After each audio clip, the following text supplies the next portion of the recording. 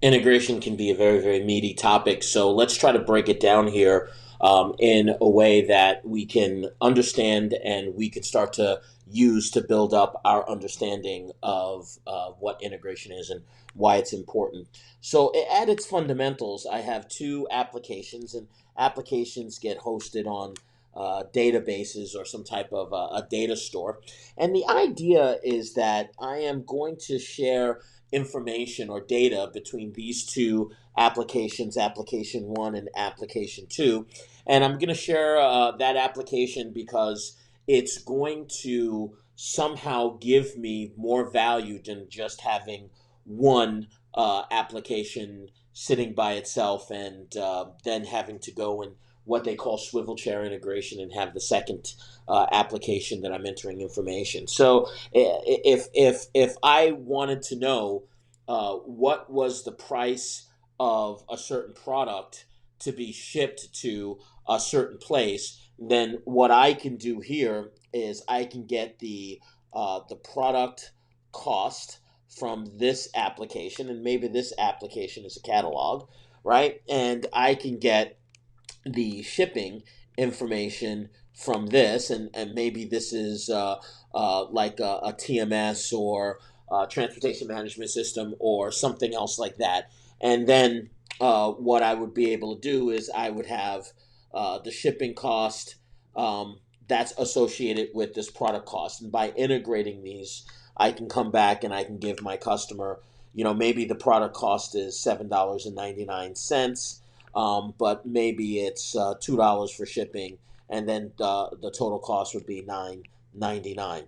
And that's the power of integration.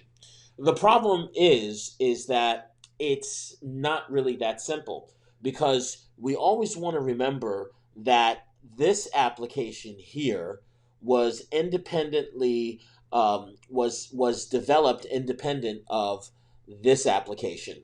So now you have to start to ask yourself questions like what format is this in versus what format is this in. You have to start to ask yourself the questions of what are the rules around what you can put in the catalog versus what are the rules of what you can put in the shipping management system or the transportation management system. And that could be really important because your product over here, you may have to enter a SKU number, 1, 2, 3, 4, 5, but your shipping costs your shipping, you may have to enter a zip code that is a 1, 2, 3, 4, 5 digit, and then some other systems may look for the additional 1, 2, 3, 4 that usually goes on with zip codes. So it's really important to understand what the differences in those applications are. And when you start to understand what those differences in the applications, then you got to understand that, well, there's some transformation that has to take place here.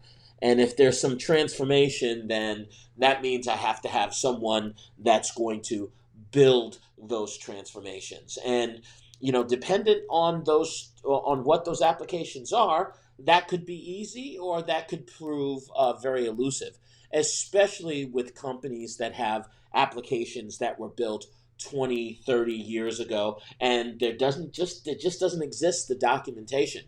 And so that's something that we're seeing a lot when we're looking at modernization, ERP modernization efforts, or TMS, or warehouse management systems, the modernization efforts, where the transformations that have to happen in order to integrate are unknown. And so now you have to have someone come in and try to figure out what those are. And that could be something that is a bit time consuming, even if you have a deep, detailed knowledge of the applications. So let's talk about this. Not just the transformation, but there's also rules that you have to follow or a process. You can't get the zip code first and then apply it to a product because that wouldn't make sense. So you always want to do one and then do two. So you have to have a rules engine or the idea of a process that is going to carry those things out. And of course, depending on if this is internal or external, you're going to have some idea of governance, right? Some idea of everything from security to monitoring. I got to make sure that it got there, to access control. Who can use this, and there's so many different things to consider. So those are just some of the things that this integration technology is going to solve for you. So what may seem very, very simple in the front end, right? Because remember, your outcome is I just need to know how much it's going to cost to ship something to my house. That outcome is driven by integrations that have to happen in different applications. Now let's look at Let's look at much more closely. Let's take a look at these applications that I have to integrate, and I have choices when it comes to how I can integrate them. I can just take a file and lay that file on top of a server and move that file to another server location, and then I can just integrate it that way. Somehow it just gets sucked in, and I'm doing some type of transformation here, and I'm doing all of that stuff. And if I'm doing it with large data sets, I could be just sucking it um, to the database. That's a form of data integration. And all I have to do is just do some pretty heavy transformation of the large file from point A to point B. That's incredibly valuable, especially when you're going to replicate databases. But when we're talking about doing things real time, we're talking about doing things over the internet, we're talking about doing things while your customers are waiting. These data integration, these big file integration type of mechanisms really lend themselves well to once or twice, maybe three times a day. Certainly not this real time chatty, I want it here, I want it now. And so there are different ways that you can start to do that. I can actually just send over an envelope with the purchase order, and I can send that from application to application.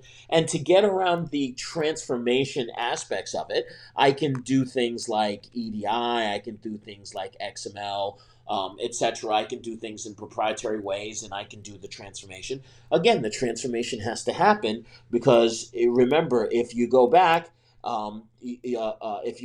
remember that application B was developed separately from application A.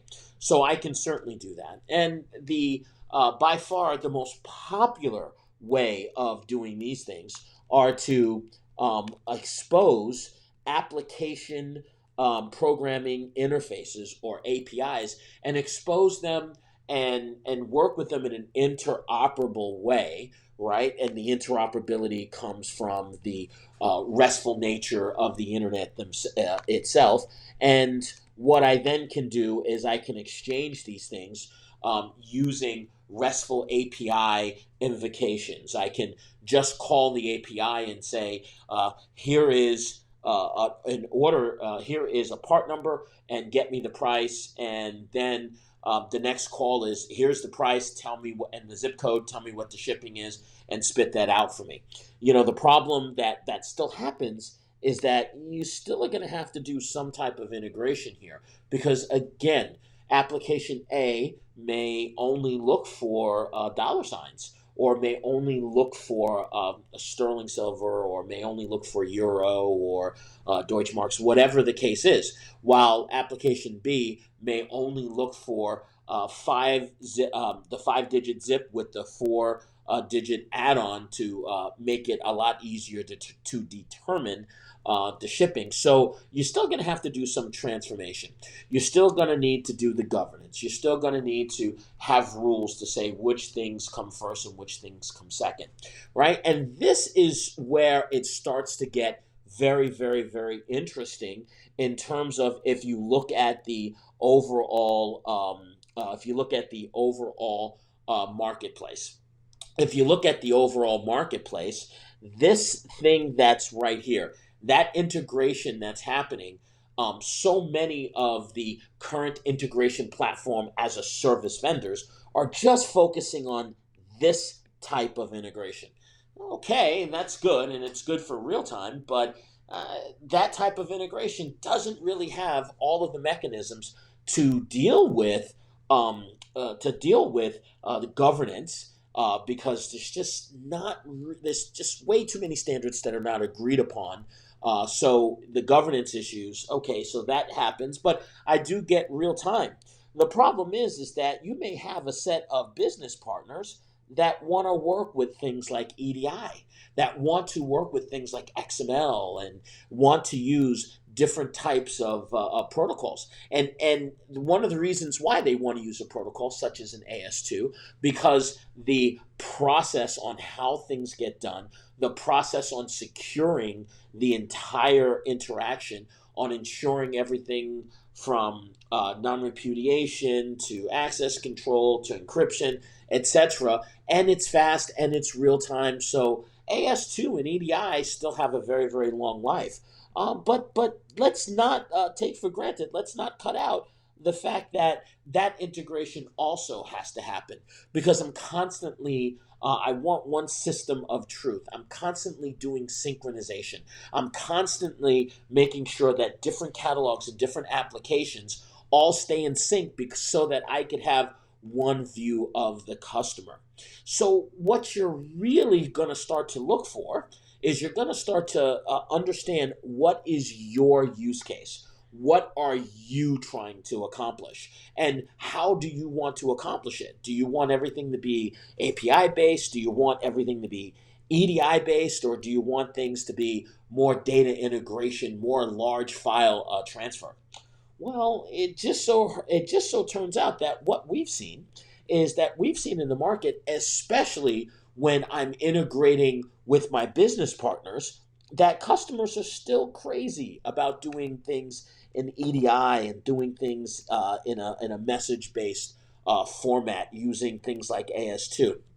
There are mandates, tons of mandates for things like APIs and doing things using RESTful ways of APIs, and doing things over HTTPS, and again using JSON as the kind of intermediate a standard to represent these business documents. And of course, there's good old managed file transfer that's just moving via FTPS, or maybe even SFTP, and other mechanisms for just moving large files.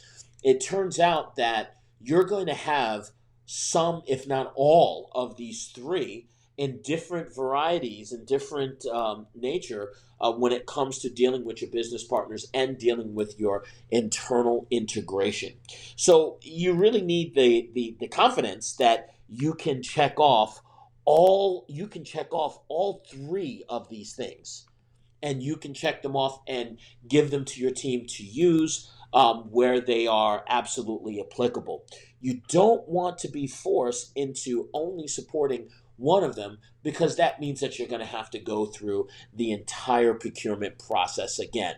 So you definitely need that confidence, and you need that full featured platform that's going to allow you to build these different types, very disparate different types of interactions, or to use these technologies and these methodologies in a way to be able to meet your partner mandates, and be able to meet what your partners are absolutely demanding you to do, and are judging you by a scorecard.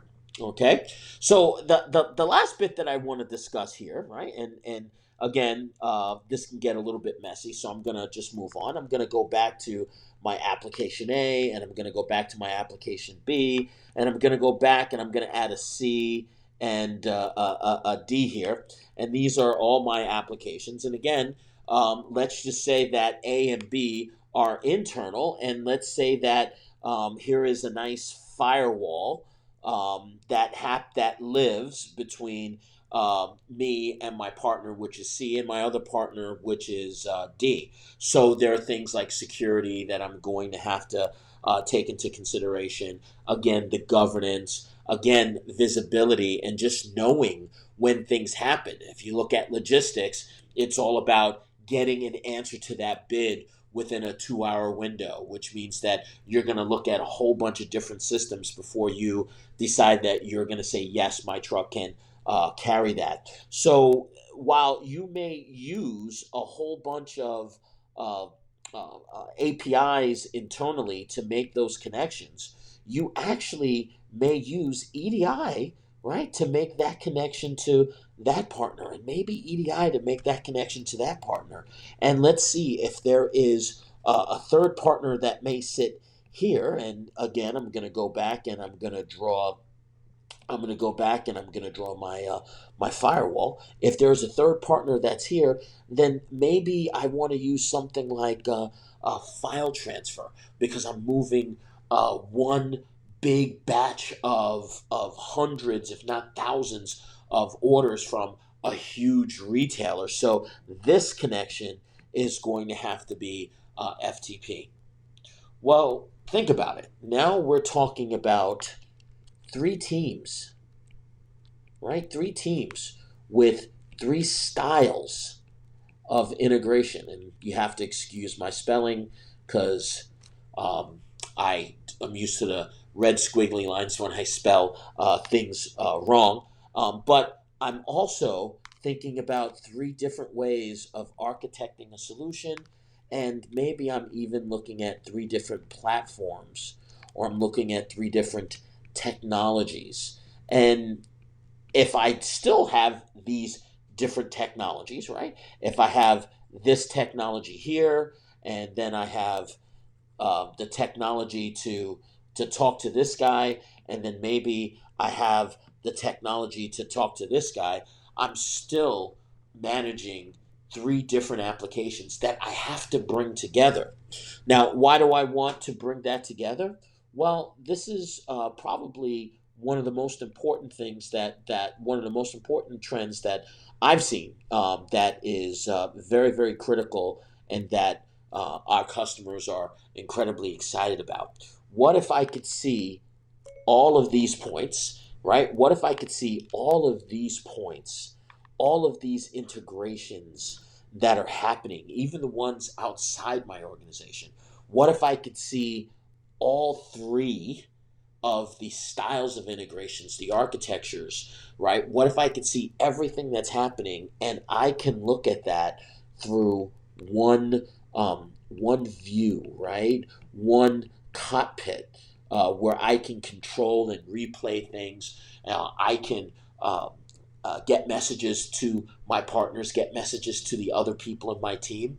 I can really take a look at what happens when I'm sending and I'm doing business not just with EDI but with API and EDI with my partner C and D. I can take a look at the totality of that business process of those artifacts, and that makes me incredibly powerful, and that gives me a lot of insight. So I hope that this is helpful. I hope that this is a start when you start to think about the types of technologies that you want to use and that you're going to think about as you start to solve the integration challenge. Think about the idea that not all use cases use the same type of integration. So you're going to want to look at platforms that give you multiple styles of integration, that support multiple styles of integration. And there are several that are out there. And then finally, you want the governance and you want the visibility, and you want them consistently so that you have one set of policies that you know can be enforced regardless of the style of integration. So, once again, my name is Frank Kenney. I can be reached at fkenny at Cleo.com.